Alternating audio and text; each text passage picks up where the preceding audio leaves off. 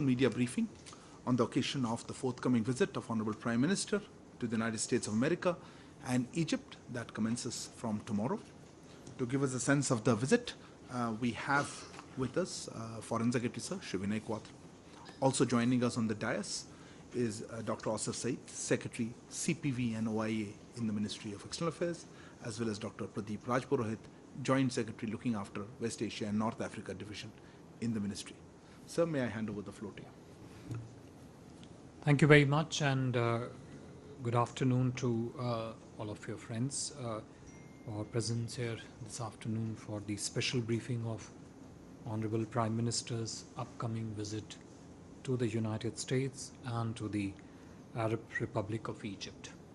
First, about the United States, Prime Minister is visiting US on 21st through 23rd of June at the invitation of His Excellency President Biden and the First Lady Dr. Jill Biden. What I would do is give you a brief run overall structure of the program outline, try to sketch a bit of context, key elements which currently resonate in the relationship, and then go on to speak about very briefly about the program in Egypt. Firstly, this will be Prime Minister's first official state visit to the United States.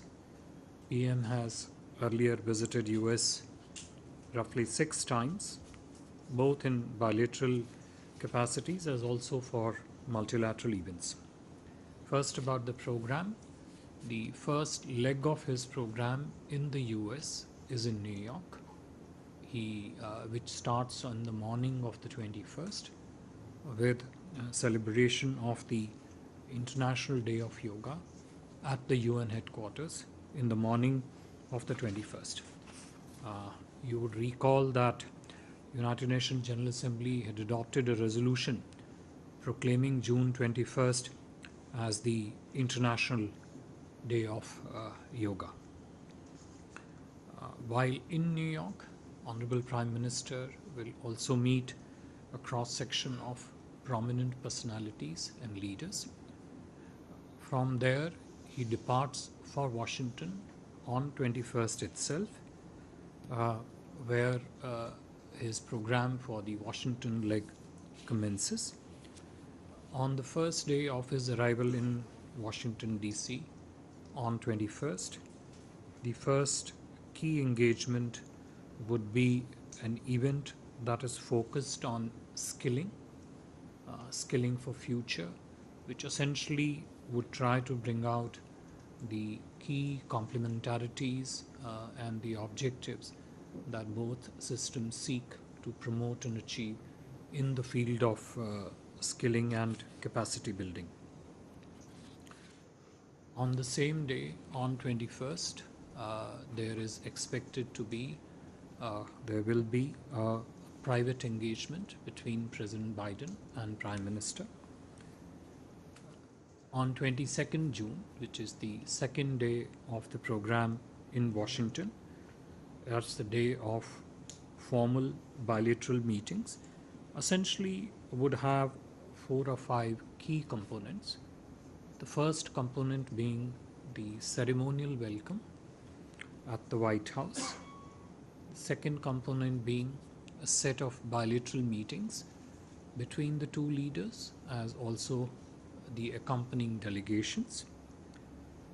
The third component is Honorable Prime Minister's scheduled address to the US Congress and the congressional reception thereafter. And the concluding component for June 22nd would be the ceremonial state dinner hosted by the Honorable President and the First Lady in honor of Prime Minister Shri Narendra Modi. The day 3 of the Washington leg, which is June 23rd, Prime Minister's program again would have 4 or 5 key components. The first being his interaction, one-to-one interaction with select CEOs spread throughout the day. Thereafter, Prime Minister will also be hosted by the US Vice President and Secretary of State Anthony Blinken at the State Luncheon, which is part of the official state visit. Prime Minister will then interact with prominent professional personalities as also leaders from cross-section of the society at an event at the Kennedy Center. Prime Minister's last engagement in Washington, D.C. will be an interaction with the community leaders immediately after the Kennedy Center event, whereafter the Prime Minister will depart for Egypt. In terms of substantive context of the US visit, if I could just take a minute to highlight some of the key components on which we will continue to speak to you in coming days as the visit unfolds and depending on Honorable Prime Minister's interaction day to day during his visit to the US. The first is a milestone in our relationship between the two countries. You heard Honorable External Affairs Minister say yesterday, it's a very significant visit, very important visit, a visit on which there is a genuine and widespread deep interest in the United States. Two, the visit is very rich in both form and in substance. Three, key component would be the leadership connect during the visit between the two countries. Four, naturally, an important element of the visit will also be discussion on the bilateral relationships, the line of effort, the objectives that we set for ourselves in terms of looking at next series of transformative agenda items in years ahead. And in that, I guess the effort would also be to build a network in which these new domains of partnership could be properly positioned.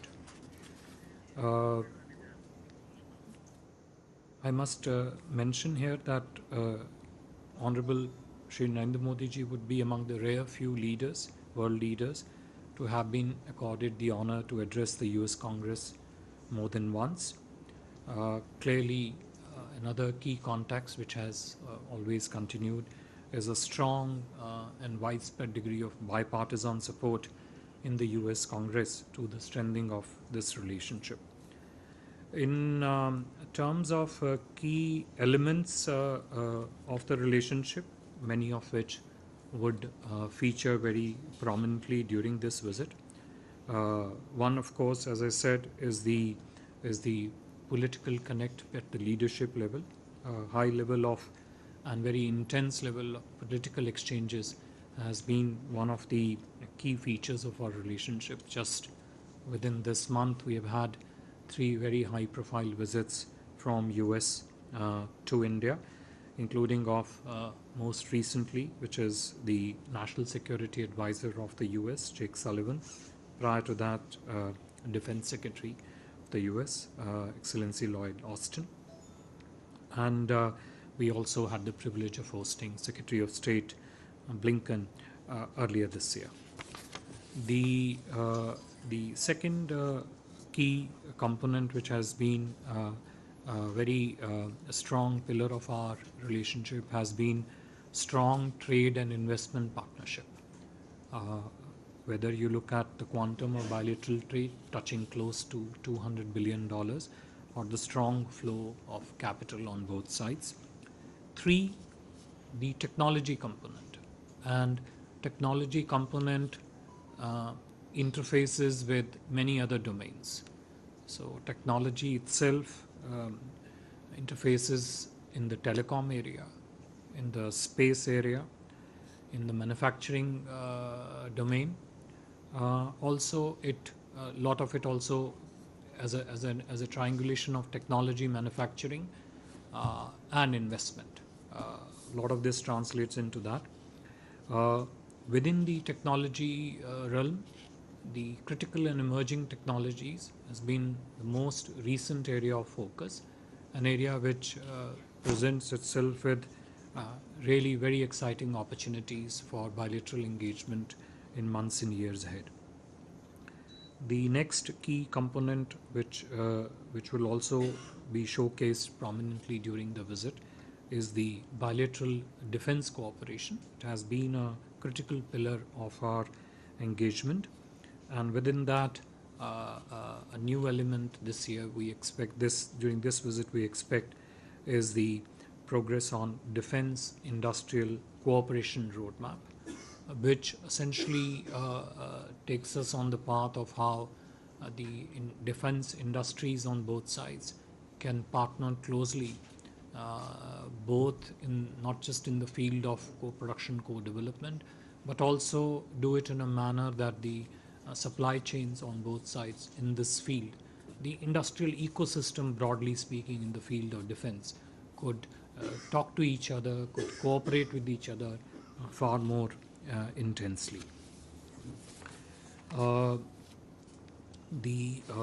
Another key component, always a very vibrant, robust and dynamic component of our relationship, in many ways a strong driver of the relationship, is also the diaspora, Prime Minister's interface with diaspora.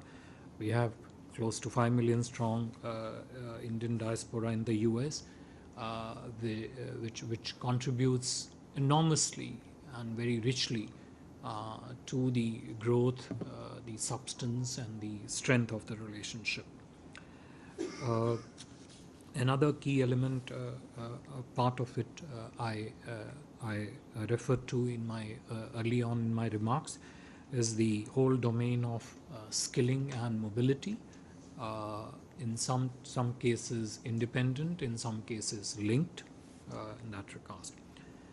Those would be the broad outline contours of Honorable Prime Minister's visit to the US in terms of the program, the context in which the visit is taking place, key elements not just of the relationship but also which will feature prominently during the Prime Minister's visit. Moving on to the second leg of Honorable Prime Minister's visit, this would be to Egypt at the invitation of His Excellency Abdel Fattah el-Sisi, the President of Arab Republic of Egypt. The state visit to Egypt will be on June 24-25. It is worth mentioning here that this will be Honorable Prime Minister's first visit to Egypt, and I might also mention that this would be the first official bilateral visit of the Indian Prime Minister to Egypt since 1997. There have been visits in between, but they have mostly been for the multilateral or plurilateral events. You would all recall that most recently the Egyptian president had paid a state visit to India when he graced our Republic Day earlier in the year as the chief guest. At this stage, Prime Minister is expected to reach Cairo in the afternoon of June 24th, where his first interaction will be with the India unit. This unit is a select unit of high-level ministers, which the Honorable President of Egypt had constituted after his return from India. I think it was in March sometime that it was constituted. So Prime Minister's first interaction will be with this unit. I must mention here that over the last several months since the visit of the President of Egypt, we have seen intense level of ministerial level political exchanges between the two countries. External Affairs Minister himself, Honorable Raksha Mantri ji, and Minister of Environment have travelled to Egypt. We have had similarly at least 3 to 4 ministers from the Egyptian government who have visited India. Even as we speak, a ministerial level delegation led by the chairperson of the Suez Canal Authority is in India. Clearly shows you the extent of very sharp focus that both India and Egypt are placing on strengthening all aspects of their relationship. After that interaction with the India unit, Prime Minister will have a interaction with the small Indian community that is there in Egypt, and will likely also meet some of the prominent personalities in Egypt. His next day will begin with a visit to Al Hakim Mosque. It is the 11th century mosque which was refurbished, renovated by the Bohra community, and the visit to Al Hakim Mosque will be followed by a visit to the Heliopolis War Grave Cemetery to pay tribute to the Indian soldiers who made their supreme sacrifice fighting for Egypt during the First World War. Prime Minister will have official engagement at the Presidency of Egypt, including bilateral talks with President of Egypt and signing of various MOUs and agreements on that day. Thereafter, Prime Minister would return to India. Just a brief few words on the key elements of substance. I just referred to the intense level of political exchanges. I must also add that most recently the Grand Mufti of Egypt was in India on a very successful visit.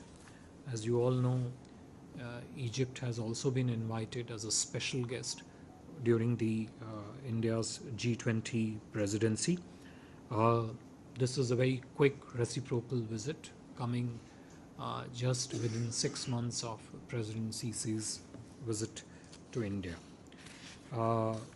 We do expect and are confident that the visit of Honorable Prime Minister of Egypt will not just ensure continuing momentum to the relationship between our two countries, but will also help it expand to new areas of trade and economic engagement between our two countries. I would stop here, and if there are any questions, we'll try and take them. Thank you. Thank you very much. Sir, the ground rules, please introduce yourself and the organization that you represent. I know there'll be a lot of interest, so we'll try to also limit the number of questions because Foreign Secretary has other engagements. Let me try to start with you there. Yeah. Secretary, good morning. Resha from Times Now. So, two questions. One, there are reports that Indian Prime Minister has written to G20 counterparts regarding African Union. I'm coming to this topic only. African Union thing. Will that be discussed in US? What will be discussed in the US? African Union permanent membership to G20 that Prime Minister has written. And so, if we can have some details of CEOs who will be meeting Prime Minister in the United States. CEOs who is meeting? Prime Minister is holding meetings with the CEOs. You had the same question. Next, there was another hand. Yeah, go ahead. Microphone. Vinay from Newsgate. Sir, I'm interested to know, will there be an agreement on LCA Mark II engine manufacturing, co-manufacturing here in India? And is GE that one part of the defense part? Is that the GE one in the will that be part of the bilateral defense cooperation production in the long run? And is there a quid pro quo from Americans to us to join NATO? Huh? NATO? As one of the partners in Quad has already done, the Japan. I'm not sure your statement makes too much sense, but I'll try to believe. Yeah, go ahead. Yeah, go ahead. There. Mujib Mashal from the New York Times. Foreign Secretary, just a question of clarification on the Prime Minister's June 23rd schedule. The last two events, the Kennedy Center event is not the diaspora event. The diaspora event is the community leaders event that comes after that. And can you tell us a little bit about the sort of the scale of the diaspora event? Is it going to be similar to the one during Prime Minister's last visit, or is this a more selective interaction? Thank you. Yeah, please. Sir Vijayalakshmi हूँ India TV से. आपने अपने वक्तव्य में bilateral defence cooperation की बात की है और क्रिटिकल पिलर हम दोनों के रिश्तों में बताया. तो किन किन डिफेंस मसौदों पर इस विजिट के दौरान चर्चा या हस्ताक्षर हो सकते हैं? आउटकम्स की पूछना. एक लास्ट हैंड. या one second. Smita Sharma, work independently. Foreign Secretary, we are hearing reports that some members of the US Congress, including Democrat lawmakers, will possibly issue statements on issues of human rights, and there are some protests that are being planned during the visit. Has India taken this up with the other side? And the issue of Myanmar and the increasing civil war. I didn't get your question. What is your question? There are reports that people will write letters. We should take it up in advance. That doesn't make sense. That doesn't make sense. Please have a specific question. No, there could be a moment of embarrassment if there are protests are planned and it happens. So is the Indian side taking that into account at all? What is your question? There are planned protests during the Prime Minister's visit on issues of human rights, including some Democrat lawmakers who have suggested they will be issuing statements. Okay, fair enough. Does India have a view of this? And on the Myanmar civil war situation, which seems to be worsening, because that's one area where India and US definitely do seem to have a different position. Is that something that's going to come up in talks? Yeah, I think so. We'll hold for that. No, you want to take more questions, sir? Or do we? Okay, yeah, no, yeah, yes, ma'am, go ahead. Vedika Sood from CNN. My question is the Indian government hoping, or is the Prime Minister hoping to sign any weapon deals that might reduce India's reliance on Russian arms? Thank you. I'll come back on the next one, please. Thank you very much. Let me just bunch up the set of questions relating to defense. LCA Mark II, Raksha Sahyog, weapon deal, and put it in a context in which the defense relationship between India and US is placed. Look, if you look at the complete matrix of India-US defense engagement, defense partnership, you will find that it is very robust, it is very dynamic, it has all the significant elements that that make it so important. We conduct a large number of bilateral military exercises, both bilateral as also regional in nature. Our armed forces of the two countries have all kinds of staff-to-staff engagement that takes place between the two sides. India also is an important deployer of the US equipment and platforms. Some of it are used by India. We also have significantly an important objective and an effort and an ongoing component of it in terms of what the two defense and industrial system can do, which focuses on research, collaboration, and production opportunities and production cooperation, mainly also under the Prime Minister's Made in India campaign.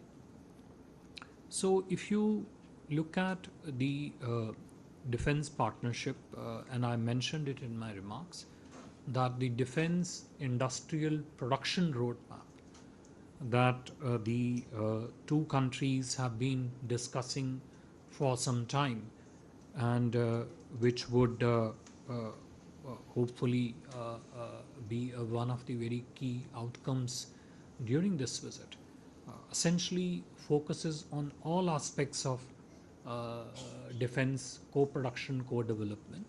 And what is important is it also talks about how the defense industrial ecosystems of the two countries could cooperate much better, how the supply lines in the field of the defense industries could also interface with each other much better. So I don't think it would be appropriate to really single out individual elements and link it to a certain sort of predefined objective in that sense. I think it is important to position each element of the defense relationship very correctly in the overall network of defense relationship, and also the way defense relationship is positioned in the larger overall relationship. So that's the element of defense which is coming out from the questions. Times now and I think Yeshi, your ठीक है. देखिए, जो मैंने अभी संक्षिप्त में यही कहा कि जहाँ तक भारत अमेरिका के रक्षा सहयोग का प्रश्न है, उसको एक सीमित दृष्टि से एक पर्टिकुलर इक्विपमेंट प्लेटफॉर्म के नज़रिए से देखने की बजाय उसका फ्रेमवर्क जिसमें हमें उसे देखना चाहिए वो ये है कि भारत यूएस के रक्षा सहयोग काफ़ी व्यापक है, काफ़ी कॉम्प्रिहेंसिव है, उसके कई महत्वपूर्ण भाग हैं. उस पूरे हर भाग को अगर आप देखेंगे तो उसमें जो नया भाग जिस पे हम काफ़ी ज़ोर से केंद्रित हैं वो है कि किस प्रकार भारत तथा यूएस के रक्षा औद्योगिकी से जुड़े हुए जो कंपनीज़ हैं वो किस प्रकार से एक दूसरे के साथ अपना द्विपक्षीय सहयोग, अपना द्विपक्षीय सहकार्य बढ़ा सकते हैं. दूसरा, रक्षा के क्षेत्र में जो दोनों देशों के बीच में इंडस्ट्रियल सप्लाई लाइन लिंकेजेस हैं, इंडस्ट्रियल प्रोडक्शन इकोसिस्टम्स हैं, वो किस प्रकार से एक दूसरे से बात कर सकते हैं. और उसका मुख्य उद्देश्य, मुख्य तात्पर्य यही है कि किस प्रकार से भारत यूएस रक्षा सहयोग एक इंडस्ट्रियल प्रोडक्शन इकोसिस्टम की तरफ बढ़े, जिससे न केवल दोनों देशों के रक्षा सहयोगों को बल मिलेगा अपितु जो वैश्विक परिप्रेक्ष्य है उसमें भी दोनों देशों के रक्षा संबंध एक अच्छी प्रगति कर सकते हैं. मुख्य रूप से रक्षा को लेके ये प्रश्न है. The question from Times Now, and I think you also had similar question, which is the G20 and the CEOs meeting. Prime Minister, as I mentioned in my remarks, will interact with a prominent cross-section of personalities while he is in US, both in New York and in Washington, D.C. This would include some prominent CEOs also. These meetings will be in multiple settings. As and when these meetings take place, the substantive discussions of those meetings, what exactly is sought, what exactly is achieved and sought to be achieved during this meeting, we would share with you as we go along. See, on the G20, India's presidency in the G20 has already been quite remarkable and unique. I may be factually sort of slightly off the mark here, but to my recollection, this would perhaps be the first presidency which has taken G20 out really from the capitals to all over the country. I mean, we have had already roughly 140 odd meetings spread pretty much all over India. The number of venues in the cities and places in the country that we have used is just shows the extent of commitment that India has to ensure that G20 travels far and wide within the country. Naturally, when the Honorable Prime Minister meets with the US leadership, President Biden, the focus on what India is trying to do in its G20 presidency, especially with regard to priorities, interests, and concerns of the countries of the Global South, that large chunk of Global South that actually remains unrepresented in the G20, for which the Honorable Prime Minister also held, if you would all remember, the Voice of Global South Summit in January this year. The idea is to put that on the table and put that on the table with the importance that it deserves in terms of being included onto the G20 agenda. Naturally, in that, the interest of the African countries, which represents a large section of the Global South, are important, and they would feature in the honorable discussions, with discussions between the Honorable Prime Minister and the President.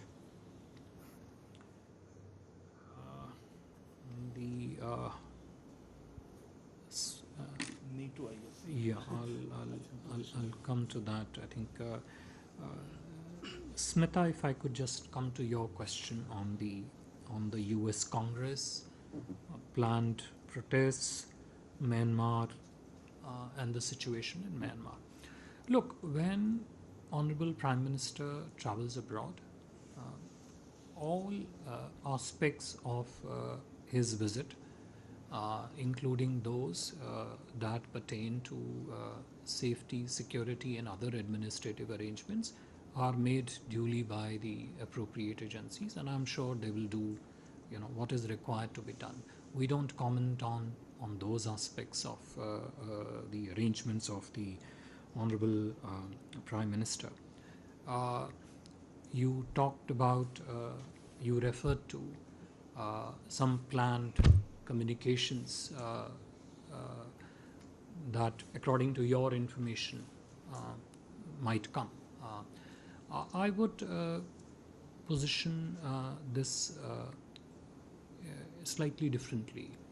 I would say that we look at this visit from a very different frame of reference. I mentioned in my remarks that we sense deep and widespread positive interest in the US on the visit.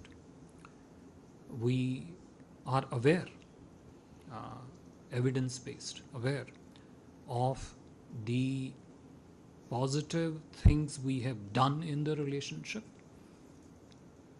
3, we are determined and targeted to move to the new domains of strategic partnership, which are crucial not just for partnership between our two societies, two countries, two systems, but which would also be a positive, net positive contributors to the developments in the world. 5, the extent of enthusiasm across the various cross sections of the US system is palpable. I don't write the media news, you guys write. You can well see that spread over the pages of the media for yourself and determine what is the frame of reference in which the two systems are looking at the relationship. So we look at the relationship from that frame, not from any other frame. The Myanmar question. I really cannot, it's not correct for me to prejudge what the two leaders will speak in their discussions, but it would be natural to expect that the regional and the global situation will come up for discussion. During that, as I said again, it is not correct for us to frame the agenda of discussions between the two leaders in that sense. But on Myanmar, I think our position has always been very clear, and the US side appreciates that position. Let's not forget that we have a large border with Myanmar. Myanmar is our neighbor. The kind of framework in which we deal with our relationship in Myanmar is very different. We have continued with our extensive humanitarian assistance and development cooperation with Myanmar, even during the times that Myanmar was troubled, so to speak. So from our perspective, our position on Myanmar has always been very clear. We being a neighbor, we always try, we wish, and we make an effort in that direction that the country remains peaceful and stable. But Myanmar is our neighbor, and we, as a result, have continued with our, as I said, humanitarian assistance, development partnership, capacity building programs, etc. With Myanmar. The event at the Kennedy Center is organized and supported by many organizations.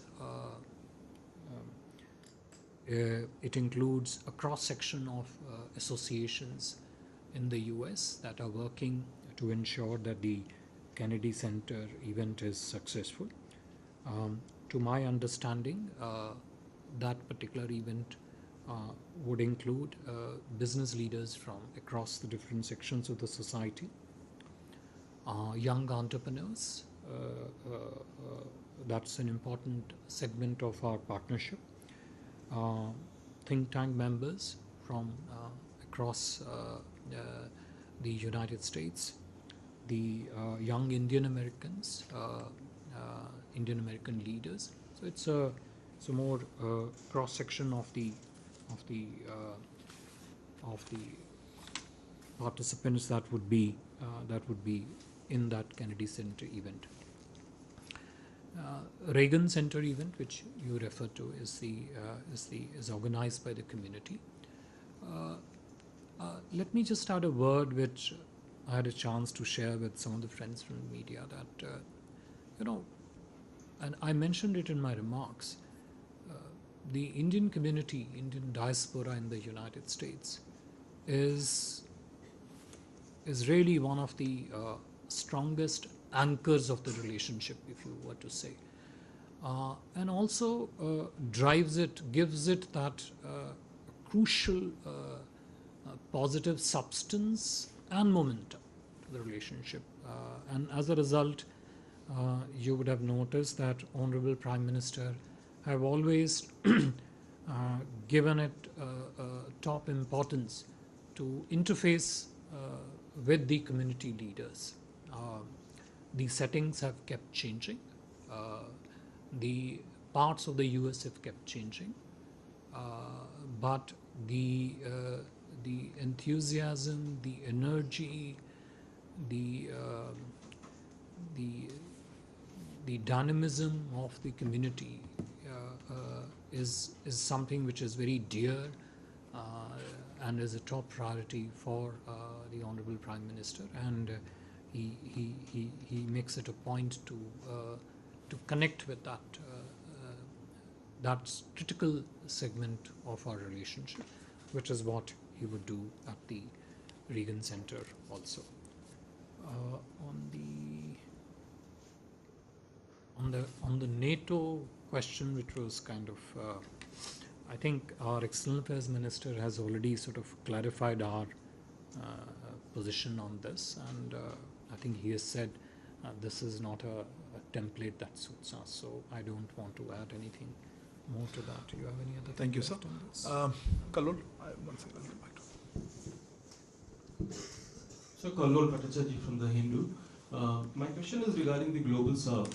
When you held the Global South Summit earlier this year, the impression that we got was that India is the leader of the Global South. When you held means? I mean, when you means the government of India, that is. All right. I thought you, when you said we to you quickly, I was a little surprised. When the government of India organized the Global South meeting, we got the impression that India is the leader of the Global South. Now that you are pitching for the leadership and the inclusion of the African Union in G20 and also saying that the Global South is not represented at G20. Are you indicating that you don't want to shoulder the responsibility of the Global South and that you want to divide the responsibility of leading the Global South with other members of the Global Okay, South? hold on. Sorry, I normally don't interrupt a question, but this one sounds more towards a thesis question. It has to be specific to Prime Minister's visit to the US. Maybe we'll have one response indirectly, but I'm not sure what you meant. I couldn't understand it. Parikshit. Sir, Parikshit from CNBC. On the question of critical and emerging technologies, there's been some very intense negotiations between India and US on semiconductors. Even the US NSA had said that there will be a big announcement on chips. So could you give us a sense of one? Pause. NSA said that, you're asking us, you're not asking him. No, I just Which way is this conversation? I wanted to ask if there is a private sector investment that will be announced, and if there is a collaboration between India and US on semiconductors between the industry and government, what will that entail, sir? Okay. Abhishek. So Abhishek Kapoor from Republic TV. US NSA, in fact, in Tokyo mentioned that in some ways the India-US relationship is now more important than the US-China relationship. A week before that, we had Kurt Campbell, advisor on Indo-Pacific, saying that the India-US relationship is going to take an escape velocity. What kind of orbit we are looking at? I just wanted to understand the New Delhi view, these kind of words coming in from the US establishment, really the red carpet. How does India see the trajectory going? Is there a 10-year plan, 20-year plan? Neeraj. Sir Neeraj हूँ news 18 India से प्रधानमंत्री के दौरे के दौरान अमेरिकी राष्ट्रपति से चीन और पाकिस्तान के संदर्भ में किन किन मसलों पे चर्चा होगी? बहुत जनरल क्वेश्चन. एनीवे ठीक है. Shrunjay, all the times now I had a question, but anyway, I'll give you Shrunjay. So very specifically, will the Indo-Pacific, particularly the increasing American deployment in the South China Sea area and also in the IOR, and also cross-border terrorism, will those issues come up in the 3 meetings PM is having with President Biden? Last question of this round, I think behind you. Yeah, John, FT. Yeah, thank you for the briefing. I'm not sure I'm going to get anywhere with this, but if it was possible to get the names of some of the companies whose CEOs the Prime Minister will be meeting with, that would be amazing. I think, Foreign Secretary, to answer that question, we'll share that with you closer to the date. It's still a few days ago, but I'll let Foreign Secretary answer. So, can I hand over the mic? Thank you. First of all, to the question from Carlo, I think we organized, there is no you or me in this, we organized, Prime Minister hosted the Voice of Global South Summit. Look, I'll just repeat what Arindam said. I mentioned about the Global South in the G20 context, and what I said was that the priorities, concerns and interests of the Global South, Prime Minister, if this issue comes up for discussion, will speak about those. We have spoken about those, and we have spoken very extensively about those, and we have tried to include as much of those priorities as we can into the G20 agenda. Naturally, we, as part of the G20 presidency, we focus on priorities that are essentially development oriented, that fit in well with the ecosystem of developmental priorities of other countries. But having said that, we do realize that countries of the Global South have their individual concerns, interests and priorities, and it is only fair to include at least those priorities, interests and concerns where membership may not be represented in the G20 setting. That's the reference I was making to in response to the question that came up. Parikshit, to your question on the semiconductors and what exactly it entails. Look, I will position what India and US are trying to do in the field of semiconductors, in the field of telecommunications, in the field of entire set of technologies that fall in the rubric of critical and emerging technologies, and sometimes these are not just technologies per se, they are associated services, there are associated technology templates that move with it. The entire rubric of those discussion naturally focuses on what the industry on both sides, what some of the research institutions on both sides can collaborate on. The options are extensive.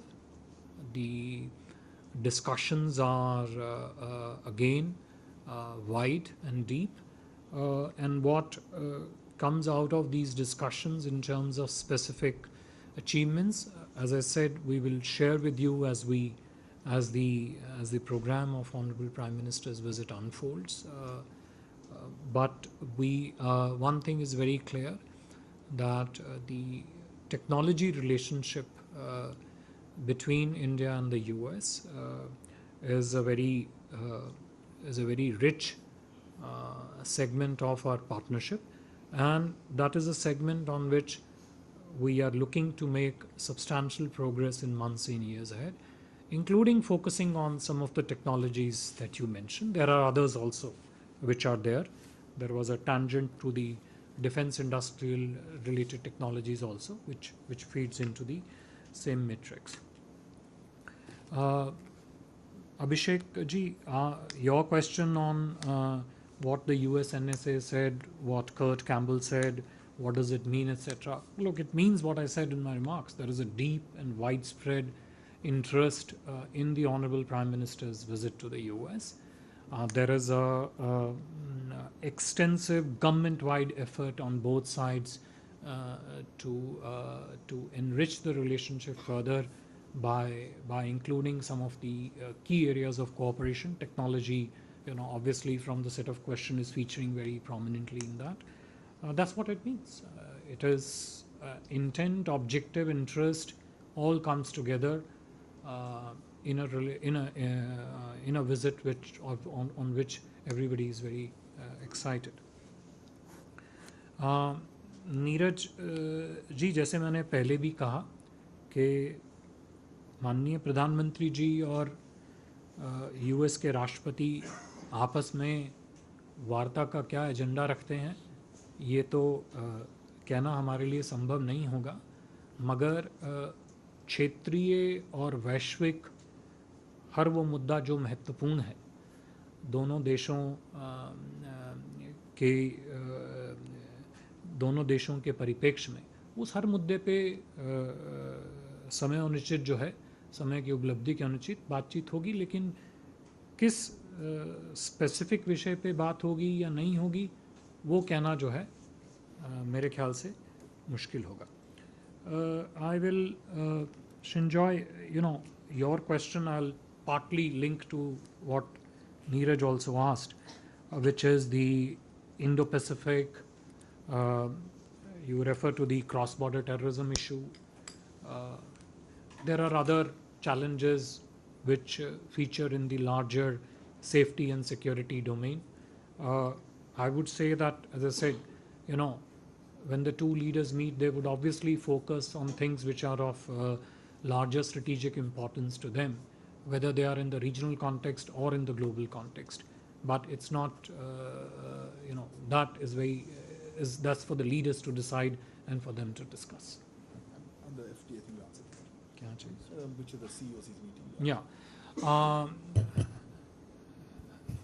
To the question from the Financial Times, as I just mentioned earlier on also, specific meetings that the Honorable Prime Minister would have with individual CEOs and the cross-section of prominent personalities, we'll share with them as they happen and what happens in those meetings. So we are running out of time. Just take a few last questions just here. Yeah. Hi sir, I'm Siddhant from CNN News 18. Sir, we have seen that when cases of separatist groups were increasing in Australia, Prime Minister had intervened and perhaps that has made the government to act against those groups. Can we expect Prime Minister to flag off the issue of separatist groups in USA? Because our own consulate was attacked and there was a temple attack in Texas. So can we have this issue being raised by the Prime Minister? Thank you. Yeah, next, please. Sir मैं मनीष हूँ TV9 Bharatvarsh से। एक तरफ जहां हम लोग देख रहे हैं कि अमेरिका के दोनों पार्टी के जो कांग्रेस पर्सन्स हैं वो खुलकर प्रधानमंत्री के आने को लेकर वेलकम स्टेटमेंट जारी कर रहे हैं, वहीं दूसरी तरफ देखा जा रहा है कि ISI के टूल किट के तहत खालिस्तानी प्रोटेस्ट हो सकते हैं, उसकी तैयारियां चल रही है, जिससे PM के सिक्योरिटी को भी लेकर कंसर्न है और इंडियन अमेरिकन कम्युनिटी के साथ उनका क्लास भी हो सकता है। तो क्या आप लोगों ने इसको लेकर कॉग्निजेंस लिया है? फॉरेन सेक्रेटरी जवाब दे दिया था ना सिक्योरिटी इश्यूज जो मुझे याद पड़ता है स्मिता जी के प्रश्न के उत्तर में इस पर्टिकुलर मुद्दे पे मैंने मेरे ख्याल से उचित उत्तर दे दिया। Quickly Salisha, microphone, yeah. So I'm Shailesh from National Defense. As Foreign Secretary, I want to know your view about PM Modi's visit to US, how it would help balancing Indo-Pacific, particularly in view of the statement made by Mr. Mike Collins that China is a big enemy, and State Secretary visiting China and had a marathon meeting with I do think we answered the question in detail. You're not adding anything new. Okay, Huma, please. From the Financial Express.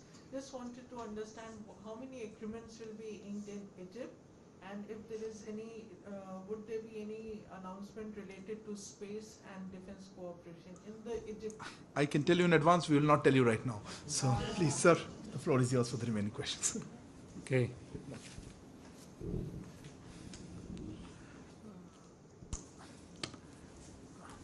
To your question on the